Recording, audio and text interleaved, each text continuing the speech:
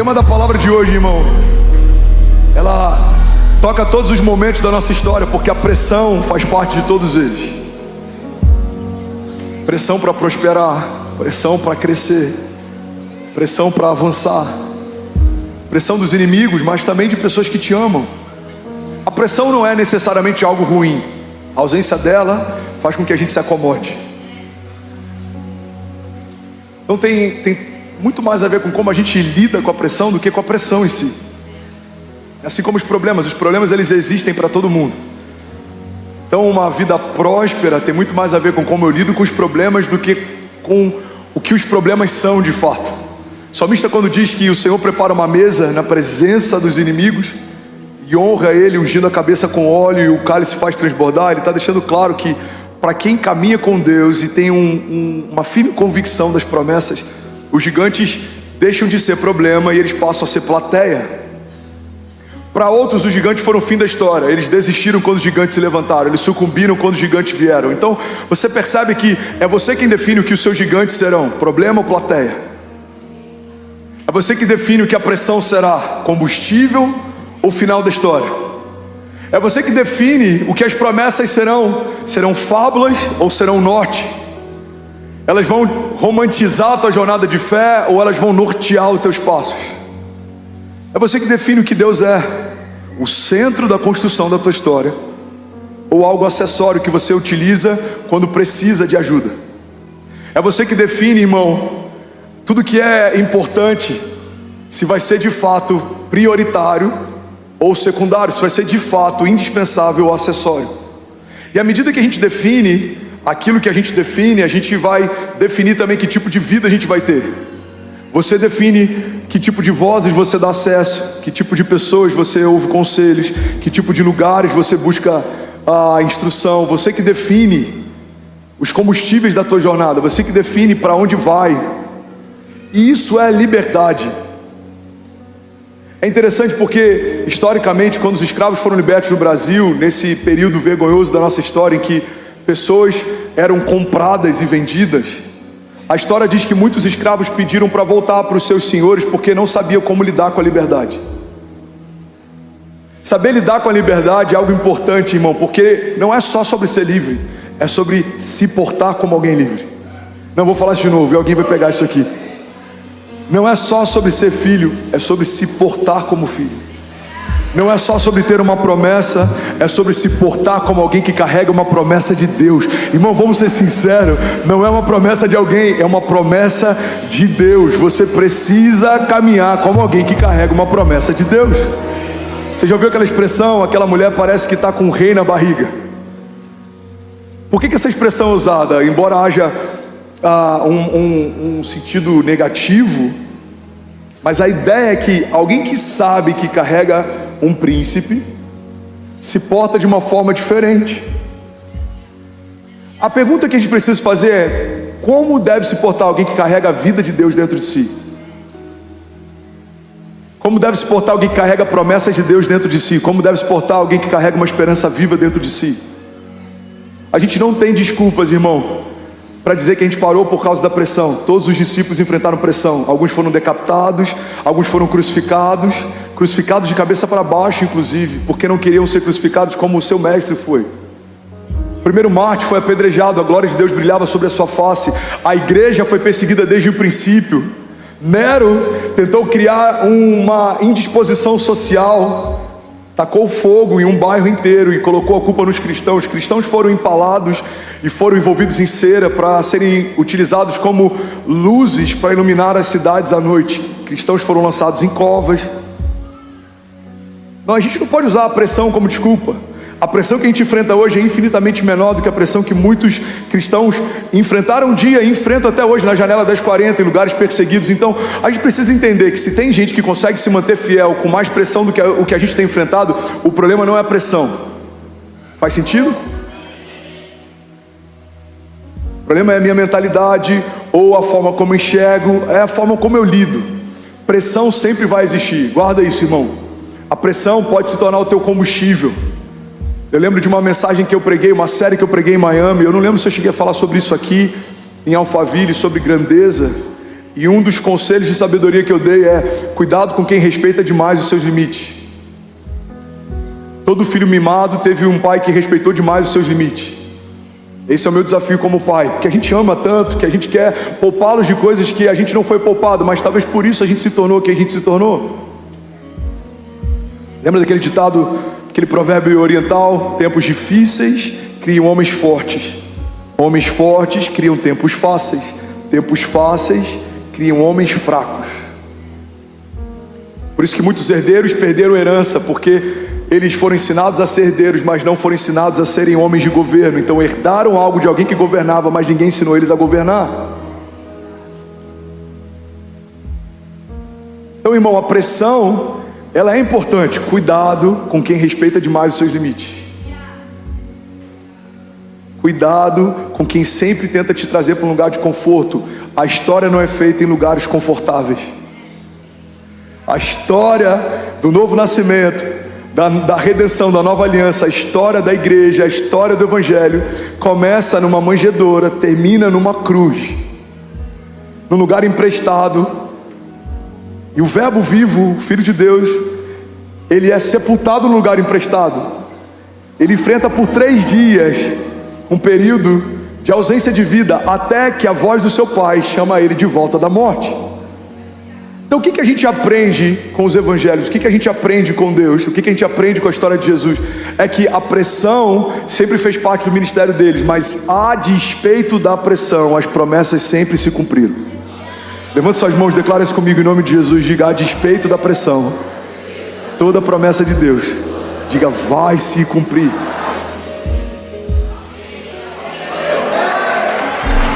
Vamos, alguém aqui me ajuda.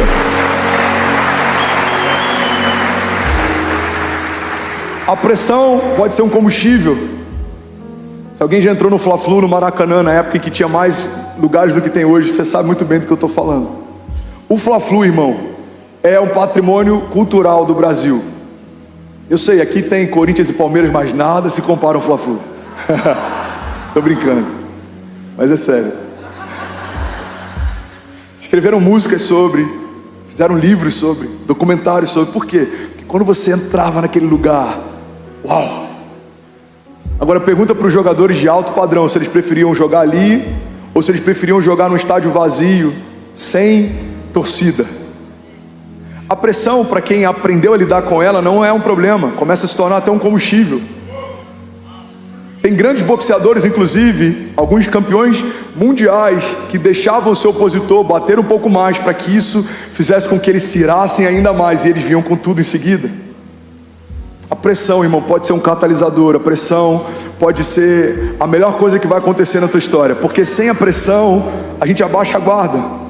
Eu aprendi algo com o antigo motorista do meu sogro, já compartilhei isso aqui. Ele é militar, e várias vezes o meu sogro ficava inquieto, ele achava estranho, porque ele ia fazer um atendimento, eu ia no hospital, e quando ele voltava, mesmo estando muito frio, ele deixava a janela aberta, e ele estava quase que tremendo lá dentro, e às vezes com muito calor, ele nunca ligava o ar-condicionado. E meu sogro um dia perguntou: por que você nunca liga o ar? Ou por que quando está frio você nunca fecha a janela? Ele falou: porque o desconforto me deixa atento. O desconforto te deixa atento. Por que Deus permite alguns gigantes? Porque os gigantes são passaporte para próximos níveis. Davi está indo entregar queijo para os seus irmãos, encontra o gigante, agora toda a nação conhece o seu nome. Ele estava fazendo algo trivial, quando o gigante entra na história, ele começa a viver algo extraordinário, fora do comum. Os gigantes tiram a gente desse lugar de normalidade e levam a gente para um lugar de sobrenaturalidade. Eu não sei se isso existe, mas se não existir, foi criado agora, ok? Os gigantes, eles têm esse potencial. Poucas coisas nos ativam tanto quanto uma perseguição, uma crise, um problema. Vamos ser sinceros, alguns dos períodos em que a tua fé mais prosperou foram períodos em que você mais viveu desconforto. Como diz a Kezinha, a fé prospera no desconforto. A viúva viu o óleo escorrer dos céus. Pedro viu os seus pés caminhando sobre as águas. Daniel viu leões jejuando na presença dele, mesmo tendo fome. Mesaque, Sadraque e Abidnego viram fogo aquecido várias vezes mais não os queimar. Por que eles viram isso? Não é porque Deus tirou a pressão, é porque Deus estava com eles. A chave para uma vida próspera, para uma vida sobrenatural, para uma vida de milagres, não é a ausência da pressão, é a presença de Deus. Não, vou falar isso de novo, alguém vai pegar isso daqui. Uma vida extraordinária, sobrenatural, cercada por milagres, não é uma vida com ausência de pressão, é uma vida marcada pela presença de Deus. Se Deus está presente, algo de Deus vai acontecer, independente de todo o restante que possa estar presente também. Irmão, guarda isso, na equação dos céus é mais ou menos assim: se você tem problema e não tem Deus, você tem problemas. Se você tem uma doença e não tem Deus, você tem uma doença. Se você tem perseguidores e não tem Deus, você tem uma perseguição. Mas quando Deus entra nessa equação, todo o restante se torna indiferente. Se você tem um problema, mas tem Deus, Deus está com você. Se você tem uma doença, mas tem Deus, Deus está com você. Se você tem uma perseguição, mas tem Deus, Deus está com você. E fundamentalmente, a ideia de que o Deus que pode todas as coisas está comigo deve ser suficiente. A presença de Deus é suficiente. Pastor, mas os inimigos são muitos. Ele continua sendo suficiente. Mas os tempos são difíceis. Ele continua sendo suficiente. Porque qual seria o sentido de Deus ser poderoso quando os tempos são fáceis? Deus não é Deus quando os tempos são bons. Deus é Deus em todo o tempo. Alguém comigo aqui? Que Deus é esse, irmão? Que só faz sentido ser quem é quando as coisas são favoráveis. Ele não precisa de tempos favoráveis.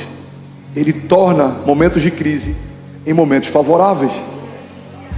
A água começa a brotar no meio de um lugar árido. Em alguns momentos o povo tinha que tocar para que a água saísse, em outros apenas falavam com a rocha para que ela obedecesse. Irmão, que Deus é esse que cria oásis em meio a períodos de seca, que mantém folhas verdes mesmo em períodos de caos? Que Deus é esse que faz você prosperar independente das circunstâncias?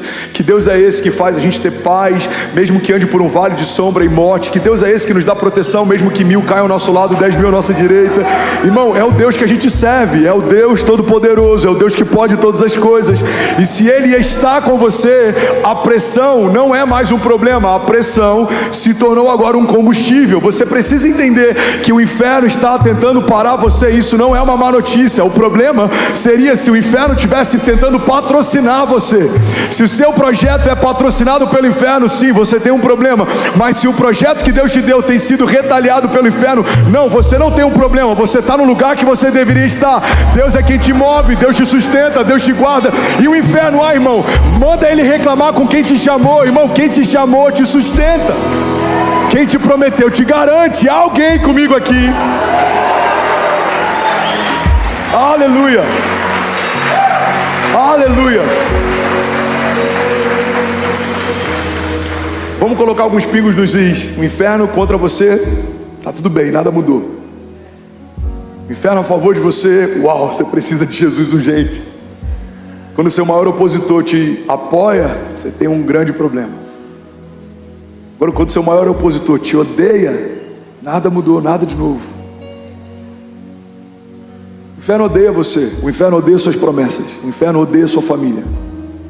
E está tudo bem, porque Deus ama você. Deus te deu promessas, Deus sustenta a tua família. Você já deve ter ouvido aquele ditado que o problema não é o que falam de mim, mas quem fala de mim. Então a questão, irmão, você tem que entender, não é se odeiam as tuas promessas ou se tem tentado parar você. A questão é quem tem tentado parar você. É o inferno? Tá tudo bem. Tá tudo bem. Seremos opositores até o fim. A pressão sempre vai te envolver. A pressão, eu preciso voltar para esse lugar. Eu sinto que é o ponto de equilíbrio dessa mensagem. A pressão, ela pode ser uma coisa boa. Todo campeão olímpico enfrentou pressão. Todo iconoclasta enfrentou pressão.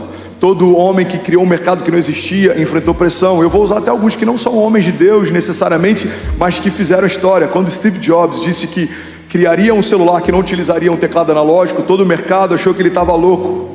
Inclusive foi um dos motivos da Nokia ter perdido liderança de mercado e ter perdido participação global. Como perdeu? Existia um tempo em que a Nokia era uma das empresas mais exponenciais do mercado, mas ela achou ridícula a ideia de não utilizar teclados analógicos. O que acontece? Alguém que enfrentou pressão do mercado, pressão dos especialistas, pressão da crítica, criou um segmento que não existia. E hoje é difícil imaginar algo diferente do que aquilo que ele estabeleceu, porque é assim no início. Todo visionário, todo homem que está debaixo de uma visão, todo homem que está construindo algo que Deus pediu para construir, toda pessoa que está fazendo algo que é fora da curva, fora do comum, ele enfrenta pressão. E é nesse lugar que muita gente sucumbe, porque para buscar a aprovação, ao invés de se mover debaixo de uma visão. Irmão, se a aprovação é o que te move, a rejeição é o que te para. Se você está esperando pessoas torcerem por você, você sempre vai ter uma boa desculpa para dizer por que parou. Não me veem, não me enxergam, não acreditam, não confiam, não investem. Não, irmão, Deus te viu, Deus te enxergou, Deus investiu em você, Deus prometeu algo para você, Deus confiou em você. Então não depende mais do lugar, não depende nem da tua liderança. Pastor, mas o meu líder de GC não me enxerga. Irmão, quem chamou o seu líder de GC para estar onde ele está foi o Deus que te chamou para viver o que ele chamou. Então para de esperar que homens te vejam quando o próprio Deus já te viu. É só questão de tempo. Se você permanecer e não duvidar, se você avançar e não recuar, vai se cumprir o que Deus disse que aconteceria. Alguém comigo aqui, diga amém. Aleluia. Aleluia. Pressão é algo bom. Eu confesso que alguns dos momentos de menor frutificação da minha vida e menor performance do meu ministério são momentos de menor pressão. Eu percebi há um mês atrás uma onda de pressão voltando. No primeiro momento eu falei, Deus, eu já estava vencido isso de novo. E Deus sussurrou, eu quero te levar a novos níveis, a pressão vai te levar até lá. Sou eu quem permito. Seus oponentes te mantêm atento, a tua guarda nunca baixa. Seus oponentes te mantêm focados, você sabe que tem alguém que só está esperando um deslize seu para engolir você vivo. Seus oponentes odeiam o que você carrega, odeiam a unção que você recebeu, odeiam a visão que você se move. Então qual é a melhor forma de você dar uma resposta para tudo que se levanta contra você? Prosperando debaixo de uma palavra de Deus. Lembra de Paulo? A Bíblia diz que Paulo está numa ilha, estava frio, ele está pegando lenha e graveto para colocar na fogueira. Então de repente ele pega uma serpente, a serpente pica a mão de Paulo. Ele tinha acabado de enfrentar um naufrágio. Então o povo da ilha olha para aquele contexto e eles falam, uau, esse homem é amaldiçoado. Por quê, pastor? A lógica é simples. Os deuses tentaram matá-lo através de uma tempestade, não conseguiram. Agora estão tentando matá-lo através de uma serpente. Esse homem é amaldiçoado. Mas a Bíblia diz que passa o tempo e eles achavam que Paulo iria inchar e morrer. Paulo não inchou e nem morreu. E aí a opinião da multidão muda. Agora eles dizem, uau, esse homem é abençoado. Por quê? Porque nem a tempestade matou ele, nem o veneno de uma serpente. Ele é diferente. A mesma multidão que te critica quando as retaliações vêm, ela vai contar os seus testemunhos se você permanecer e não desistir. Agora não só isso.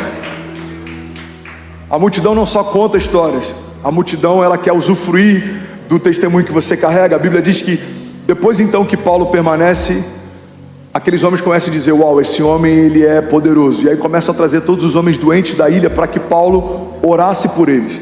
Inclusive o homem mais poderoso daquele lugar estava com seu pai doente, traz para que Paulo ore. E aí tem uma chave na Bíblia que eu amo, quando a Bíblia diz que Paulo então, impondo as mãos sobre os enfermos. Guarda isso, irmão. A mesma mão que foi ferida minutos antes, minutos depois, está ministrando cura. Você lembra de Paulo colocando a mão sobre os gravetos? Você precisa lembrar que Paulo também colocou a mão sobre os enfermos. O problema é que tem muita gente que quando coloca a mão sobre um graveto, e é só uma analogia, e é picado, olha para a multidão e ouve as suas críticas e desiste. Mas se você não se mover pela opinião dos outros, a mesma mão que foi ferida um dia vai ser canal de cura no dia seguinte. Não, alguém vai pegar isso aqui. Nos lugares que o inferno tentou te parar, é nesse lugar que Deus vai usar você. Toda ferida fechada se torna um ministério aberto. Então, como Deus entrega novas patentes àqueles que Ele chamou? Quando você enfrenta novas batalhas.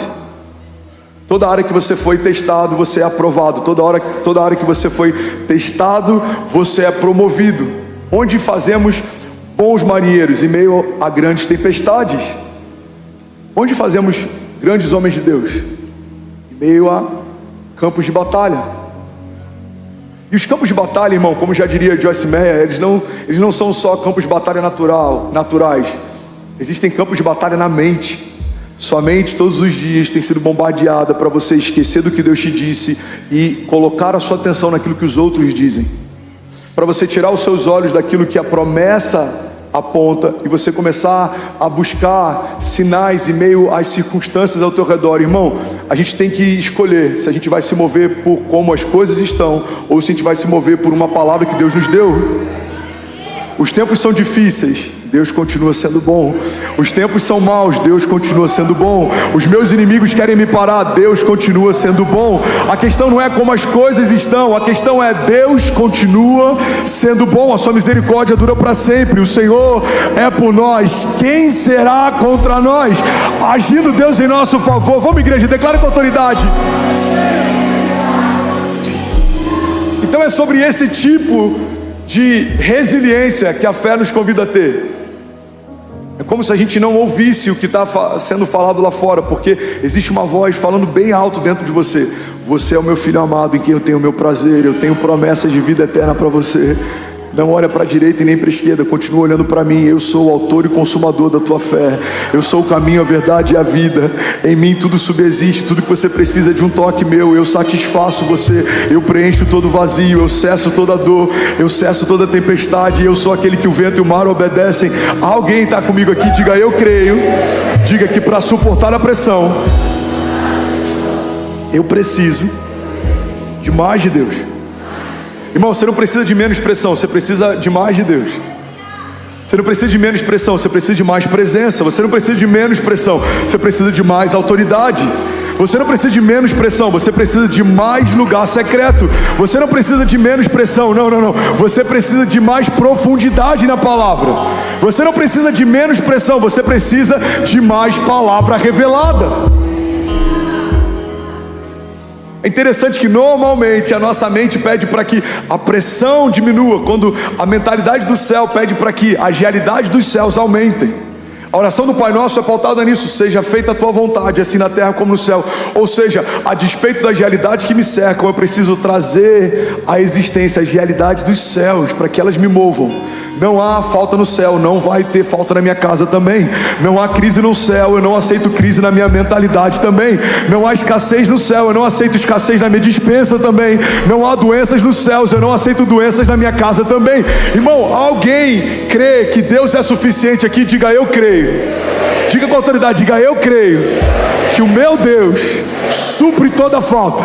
Diga, tudo que falta em mim escorre dele. Por isso hoje eu declaro para o céu ouvir, para a terra ouvir e para todo o inferno ouvir. Diga, a despeito das pressões, eu e a minha casa serviremos ao Senhor, avançaremos em fé, romperemos em fé, prosperaremos no dia mau. Diga, andaremos sobre as águas e viveremos ainda esse ano o maior romper da nossa história, em nome de Jesus. Você pode celebrar Jesus no seu lugar. Aleluia, aleluia, aleluia. Pastor, mas os dias são difíceis. Deixa eu te dar uma boa notícia: é o melhor período para semear. Você está falando aquilo que os economistas dizem, que a gente tem que comprar ao som dos tambores e vender ao som dos violinos. Não. Eu não estou falando de mercado financeiro, eu estou falando de reino de Deus. O melhor momento para semear são os momentos difíceis. E eu vou te provar na Bíblia isso. Gênesis 26:12. A Bíblia diz assim: e semeou Isaque naquela mesma terra, e colheu naquele mesmo ano, sem medidas, porque o Senhor o abençoava. Irmão, pega isso aqui. Em Gênesis 26:1, a Bíblia diz que a terra era seca, o lugar era árido. O que a Bíblia está dizendo para a gente é que Se a gente for falar sobre biologia, não fazia sentido semear naquele lugar. Se a gente for falar sobre discernir os tempos, talvez não seria o melhor momento para semear. Mas a Bíblia diz que debaixo de uma palavra, de uma firme convicção, Isaac semeou no tempo da seca e numa terra árida. O tempo era ruim e a terra era estéril. Mas a Bíblia também diz que naquele mesmo ano, Isaac colheu 100 vezes mais do que tudo que foi semeado. O que a Bíblia está ensinando para a gente a partir dessa história de Isaac? Que quem semeia com Deus não depende do tempo nem do lugar que está semeando. Você pode estar semeando no lugar que ninguém quer semear, você pode estar fazendo aquilo que ninguém quer fazer, mas se Deus te diz para fazer, faça. Por quê? Porque é Ele quem garante a colheita. Olha o que Salmos diz: feliz é o homem que teme ao Senhor, será bem sucedido e próspero em tudo que faz. Ele será como uma árvore plantada junto ao ribeiro das águas, e mesmo no tempo da seca, as suas folhas permanecem verdes. Lhe dá o fruto certo, no tempo certo. O que a Bíblia está dizendo é que quando estamos firmados em Deus, Deus se tornou a fonte que a gente precisa. Então, por mais que os tempos sejam secos, a gente tem toda a fonte que a gente precisa. Por mais que os tempos sejam áridos, a gente tem toda a fonte que a gente precisa. Irmão, me explica como que José, no período de maior caos, ele assumiu o maior governo. Me explica como que Jesus, no seu momento de menor popularidade, viveu o ápice do seu ministério. Olha que interessante, Jesus começa a crescer em popularidade. A Bíblia diz que os testemunhos iam se espalhando pelas cidades, então pessoas vinham de lugares distantes para ouvir o falar. As multidões se aglomeravam nos desertos, as multidões se aglomeravam nas cidades, as multidões se aglomeravam nas casas quando Jesus entrava em uma casa, porque todo mundo queria ouvi-lo, acessá-lo, vê-lo. Mas a Bíblia também diz que quando Jesus então está sendo crucificado, a multidão se dispersava de tal forma que até os seus discípulos diziam não saber quem ele era. Pedro nega Jesus 3 vezes, os discípulos agora se escondem. Irmão, você já parou para pensar que no período de menor popularidade do ministério de Jesus acontece um momento de ápice do seu ministério? Quando todo mundo estava lá, Jesus estava na metade do seu ministério. Quando ninguém estava lá, Jesus estava vivendo o ápice do seu ministério. Quando a redenção está sendo liberada através do sacrifício do Filho de Deus, grande parte da multidão que seguia ele não estava lá para enxergar. Por quê?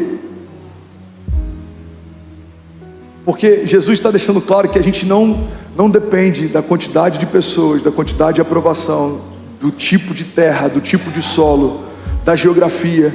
Irmão, você só depende de uma palavra. Eu já falei sobre isso aqui. Eu lembro que quando a gente foi para Miami, eu fui recebido num café que eu tomei na primeira semana morando lá.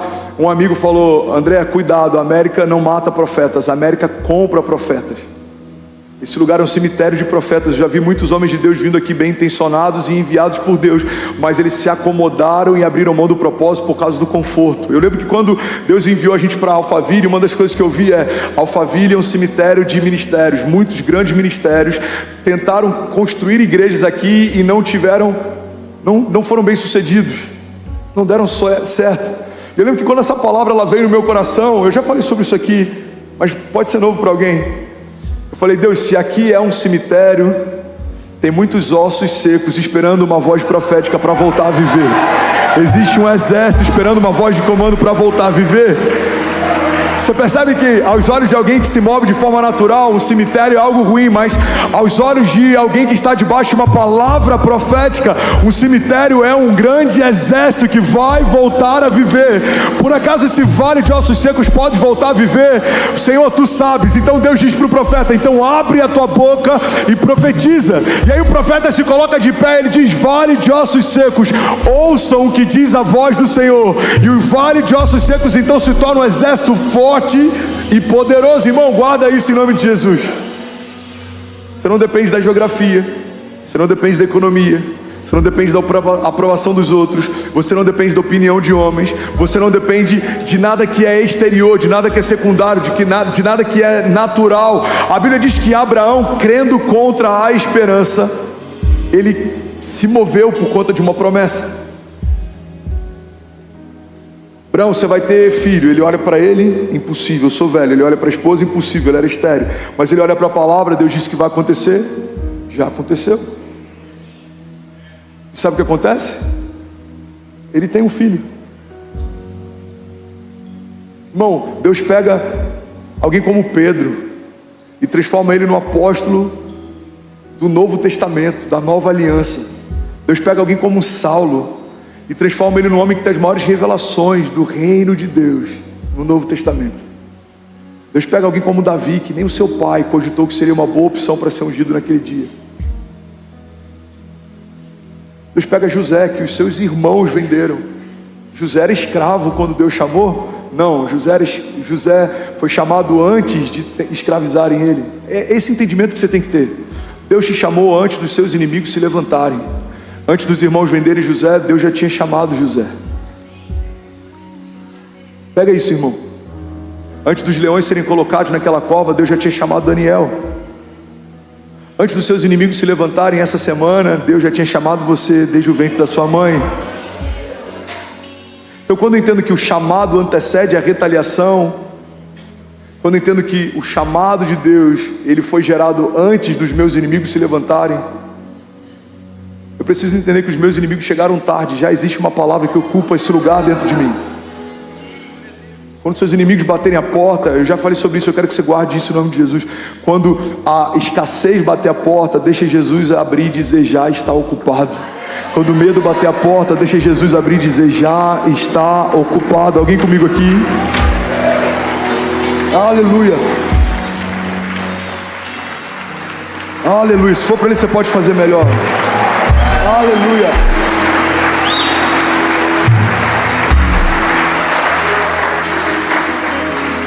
Isaías 61:1 diz: o Espírito do Senhor soberano está sobre mim, pois o Senhor me ungiu para levar as boas novas aos pobres. Ele me enviou para consolar os de coração quebrantado e para proclamar que os cativos serão soltos e os prisioneiros serão libertos. Ele me enviou para dizer aos que choram que é chegado o tempo do favor do Senhor e o dia da ira de Deus contra os seus inimigos. A todos que choram em Sião, Ele dará uma bela coroa em vez de cinzas e uma alegre bênção em vez de lamento, louvores festivos no lugar de desespero, e em sua justiça serão como grandes carvalhos que o Senhor plantou para a sua glória. Versículo 6: vocês serão chamados de sacerdotes do Senhor, ministros do nosso Deus. Das riquezas das nações se alimentarão e se orgulharão de possuírem os tesouros delas. Em lugar de vergonha e desonra, desfrutarão de uma porção de dupla honra. Terão prosperidade em dobro na sua terra e alegria sem fim. Alguém pode dizer glória a Deus por isso? O que a Bíblia está ensinando para a gente a partir da história de Isaac? Que a gente tem que parar de colocar a culpa nas circunstâncias para justificar a ausência de frutos. Igreja, olha para mim. Não é por conta dos seus inimigos que você não está frutificando. A responsabilidade não é deles, é sua. Não é por conta da economia que você não está prosperando. A responsabilidade não é da economia, a responsabilidade é sua. Não é por conta dos dias maus que você não está tendo paz. A paz que excede todo entendimento começa quando eu abro mão do direito de entender. Você percebe que a gente não pode dar desculpa porque as circunstâncias estão assim, que eu estou assim. Não. Você não vai se mover a partir de como as coisas estão. As coisas vão se moldar a partir daquilo que você é. Quando Jesus ele caminha sobre a terra, havia uma cultura. Para os judeus era proibido você tocar em algo morto, porque se você tocasse em algo morto, você se tornava impuro. E é por isso que num cortejo fúnebre, os sacerdotes eles iam metros de distância e eles jamais tocavam em algo que estava morto. Mas Jesus muda essa dinâmica.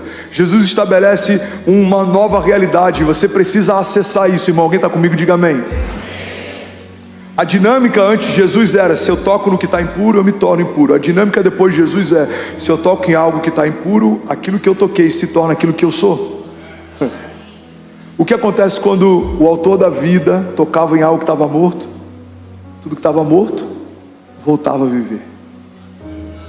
O que acontecia quando o autor da vida tocava em alguém que estava doente?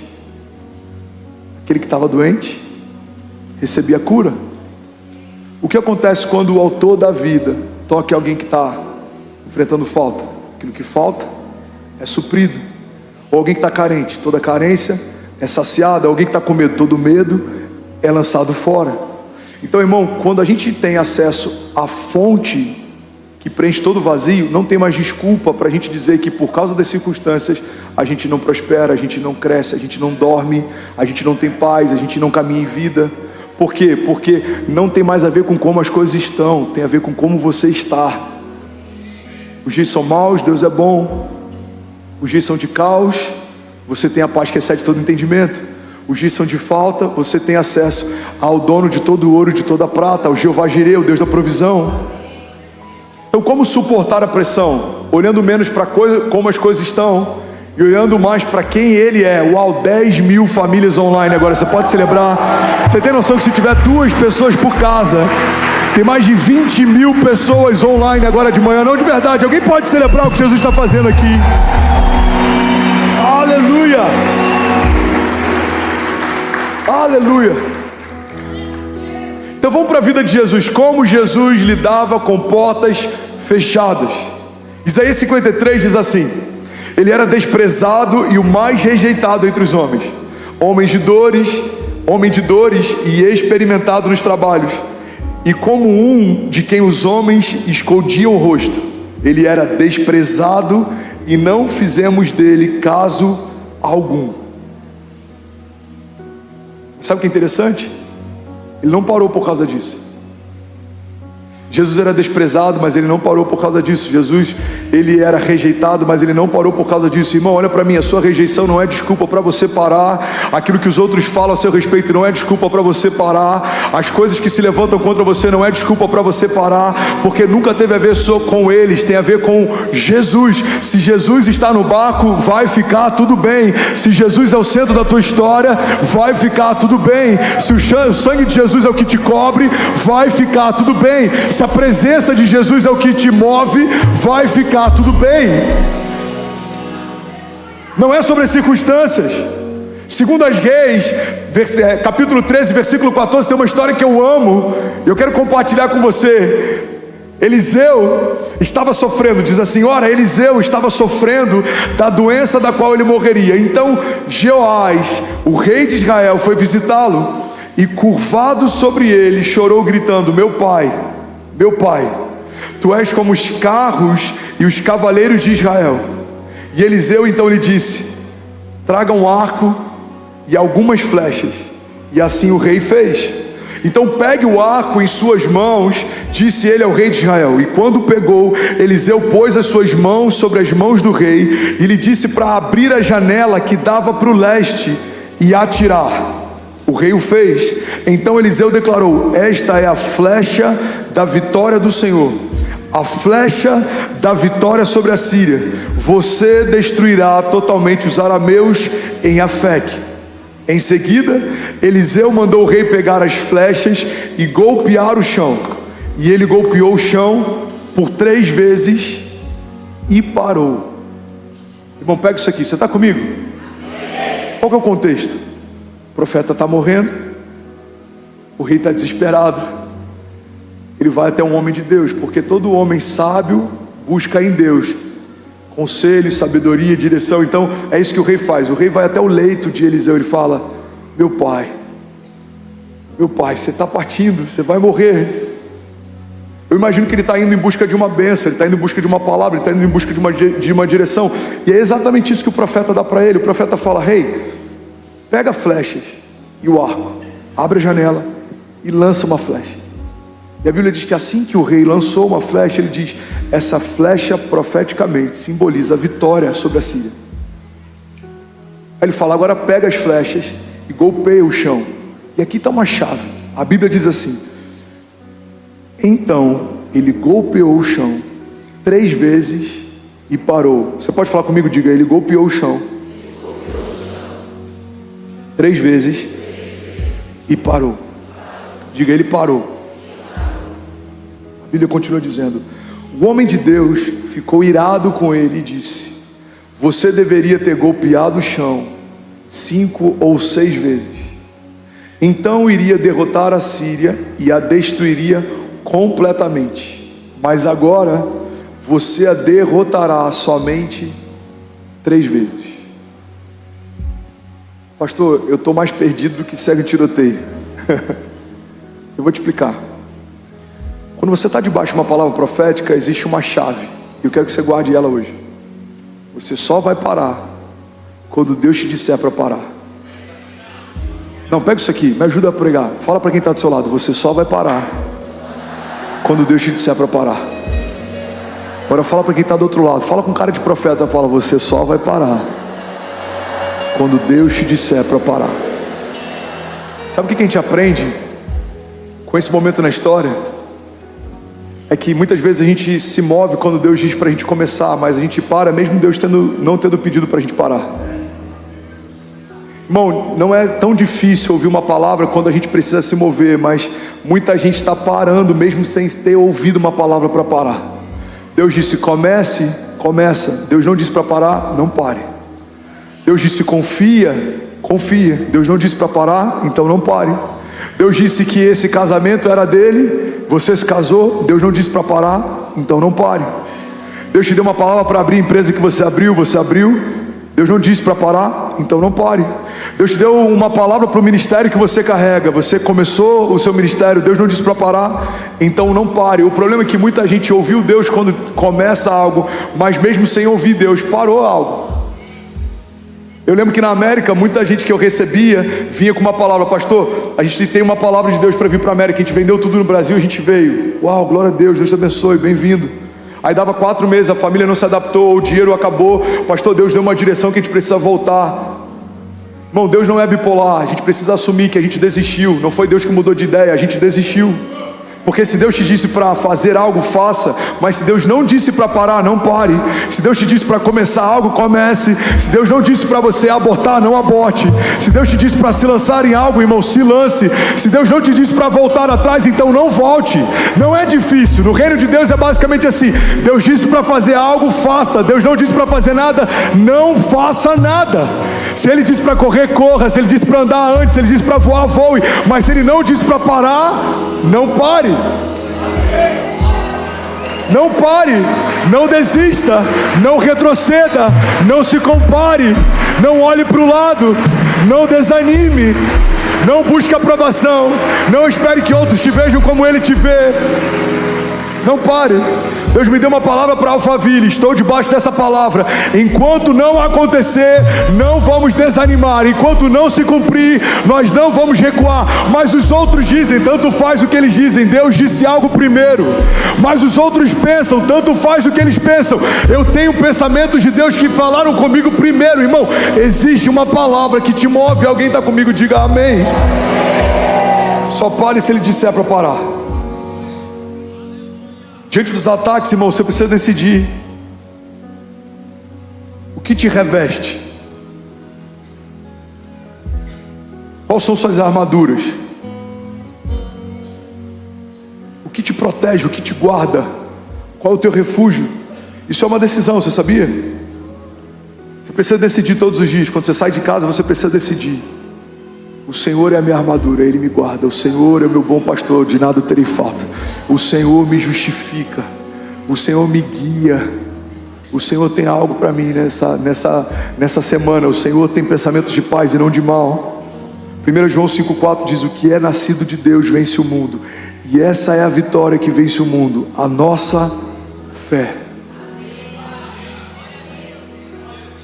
Agora tem um princípio básico, eu vou finalizar aqui. Alguém recebeu algo de Deus nessa manhã?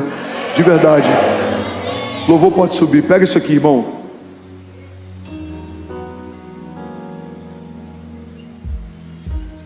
Você precisa decidir do que você vai ser revestido. Mas só dá para revestir algo que antes foi preenchido. Só dá para preencher algo que antes foi vestido. A dinâmica de Deus é assim, ó. Primeiro Ele te veste. As coisas velhas ficaram para trás e em Jesus tudo se fez novo. Morre a nova natureza para poder nascer a nova natureza. Morre o velho para poder nascer o novo. Então a nossa natureza pecaminosa, ela é deixada de lado e você é redimido. Então primeiro você é vestido. Com o que eu sou vestido, pastor? Você é vestido com a natureza de Deus. Aquele que não cometeu pecado se fez pecado para que nós fôssemos feitos justiça de Deus. Você foi vestido com a justiça de Deus. Você foi vestido com o sangue de Jesus. Você foi vestido com uma nova natureza. Você foi vestido com uma nova aliança. Alguém comigo aqui? Esse é o momento que os carismáticos celebram. Tem algum carismático aqui? Tem algum pastor aqui? Tem algum intercessor aqui? Tem alguém do staff aqui? Tem algum voluntário aqui? Alguém? Então você foi vestido.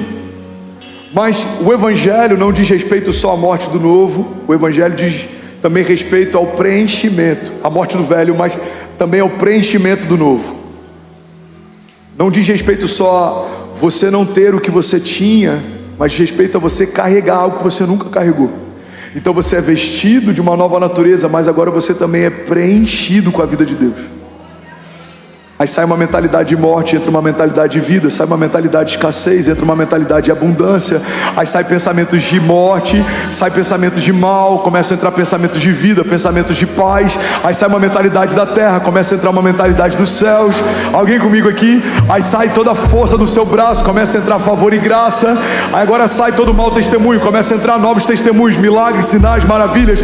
Então você não só foi vestido com as vestes de Deus, mas você agora foi preenchido com as realidades dos céus. E aí acontece a terceira etapa. Aquilo que foi vestido um dia, preenchido um dia, agora é revestido. O que é o revestimento de poder? São as armaduras de Deus. Efésios 6. Vocês precisam se revestir com as armaduras de Deus para permanecer firmes no dia mau.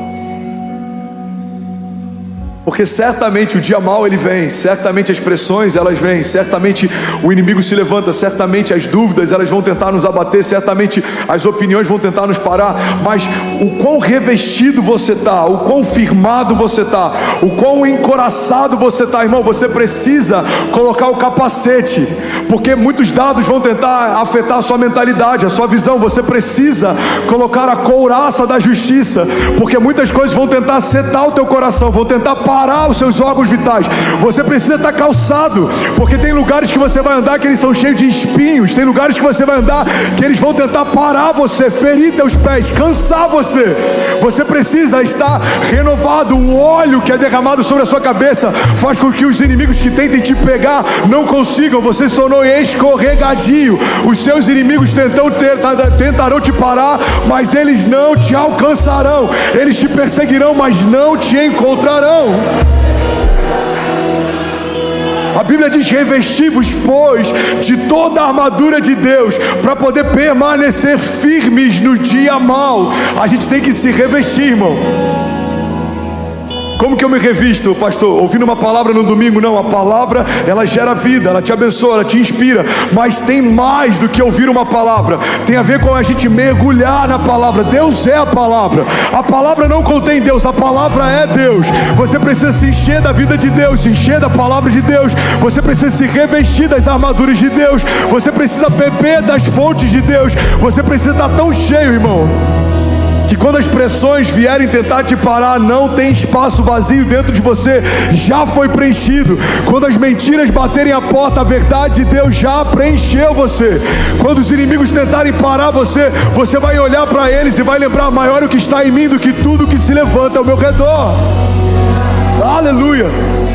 Então levante suas mãos, declare com autoridade, diga: eu preciso ser revestido da palavra. Diga: tudo que eu preciso está em Deus. Salmos 37:3 diz: confie no Senhor e faça o bem, assim você desfrutará na terra de segurança. Deleite-se no Senhor e Ele atenderá aos desejos do seu coração.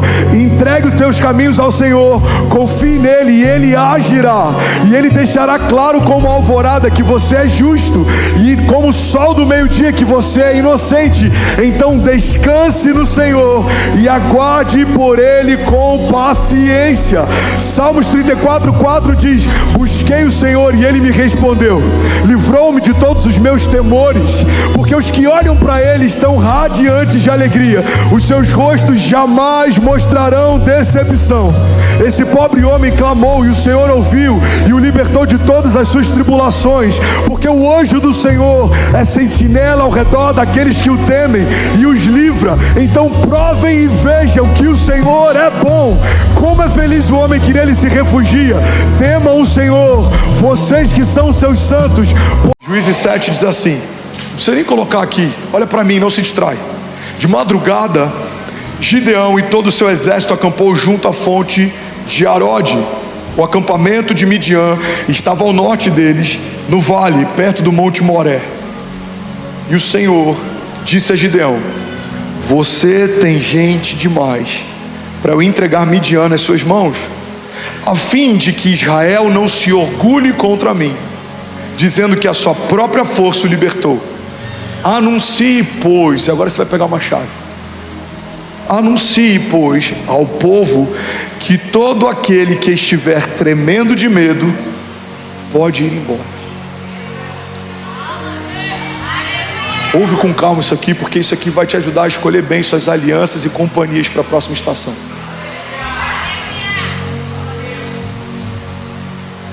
Anuncie, pois, ao povo que todo aquele que estiver tremendo de medo poderá ir embora do Monte Gileade.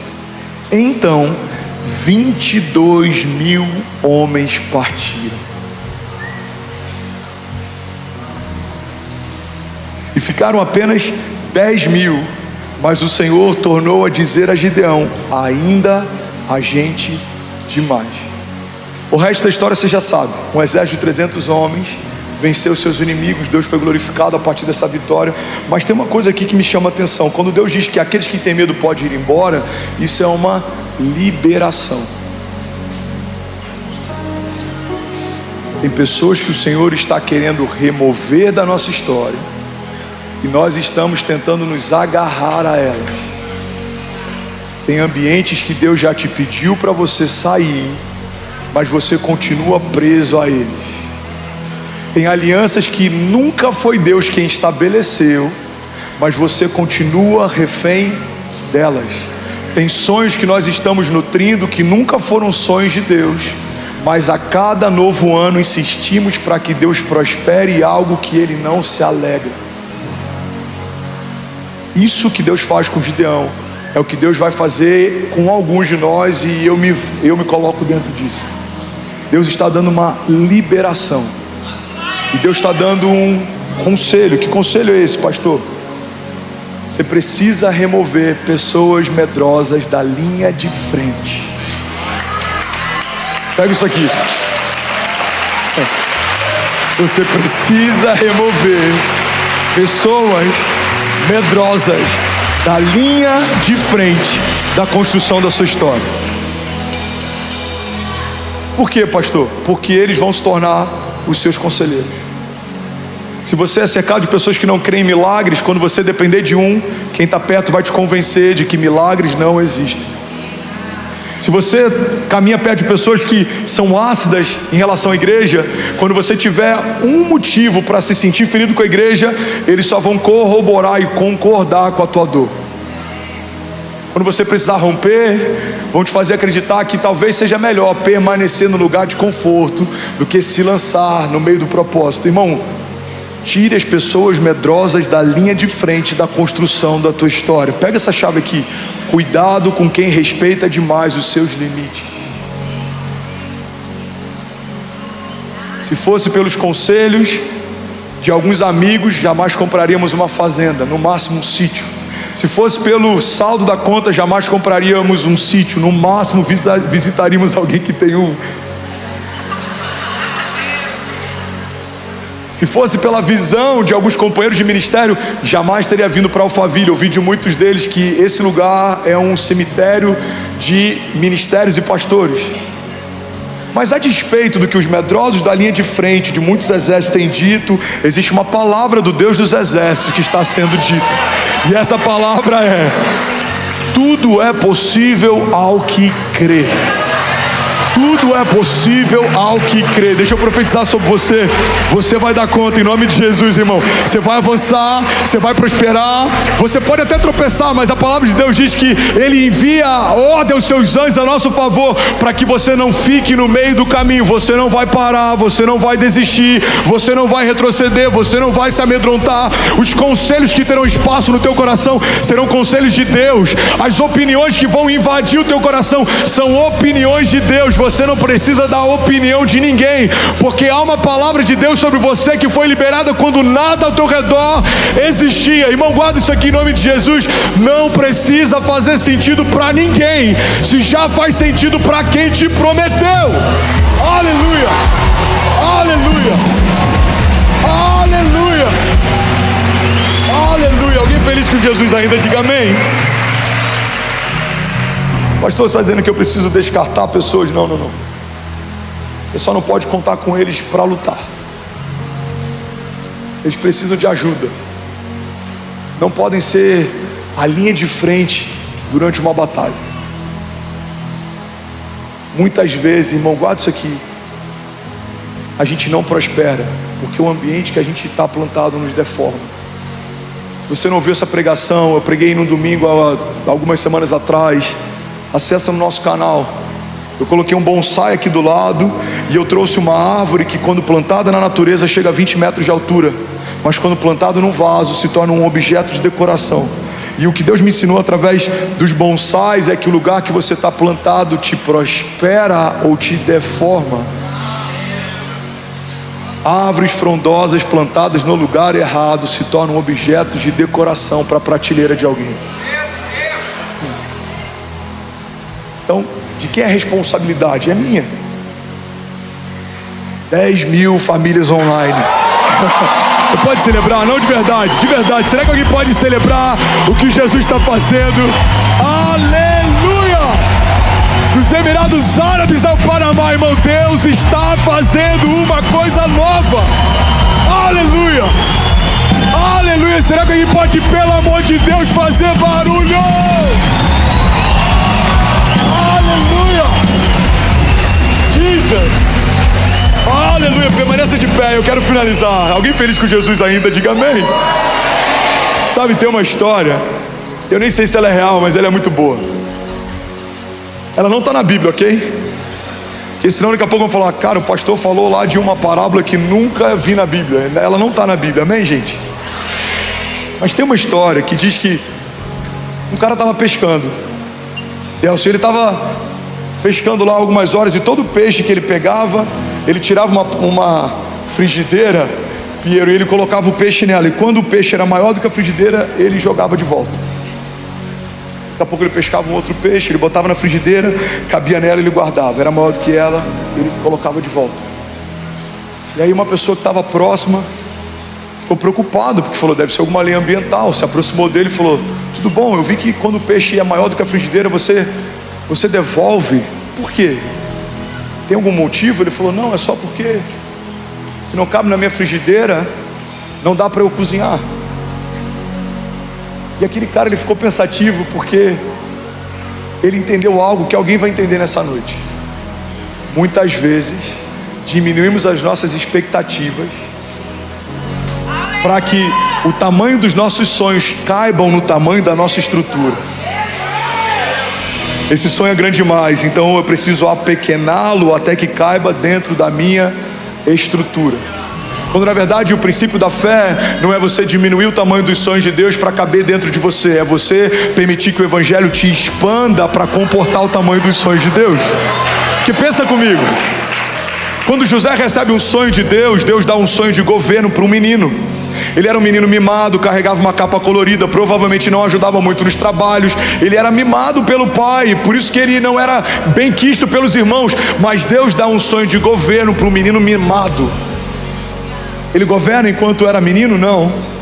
Mas quando José, o menino José, é expandido pelas circunstâncias, pelas experiências, pelas provações, pelos processos, pelo cativeiro, pelo deserto, e ele se torna grande em Deus, a ponto de comportar o tamanho do sonho que havia recebido, aí o sonho se torna uma realidade. Foi assim com o menino Davi.